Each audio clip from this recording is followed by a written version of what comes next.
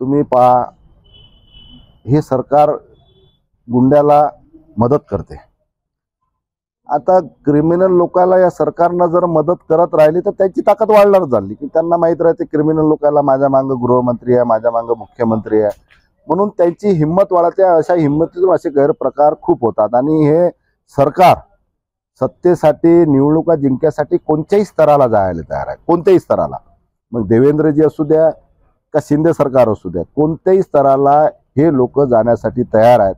मग घरात भावाभावाचे भांडणं लावण्यासाठी तयार आहेत, चुलत्या पुतण्याचे भांडणं लावण्यासाठी तयार आहेत। एकीकडे तुम्हाला सांगतो, मला एका शिंदे गटाच्या एका आमदारांनी सांगितलं, ही वस्तुस्थिती आहे। शिंदे गटाच्या आमदारांनी सांगितलं की तुम्ही जेव्हा सुरतला होते तेव्हा देवेंद्रजींनी तुमचा गेम करण्याचे आदेश दिले होते, म्हणून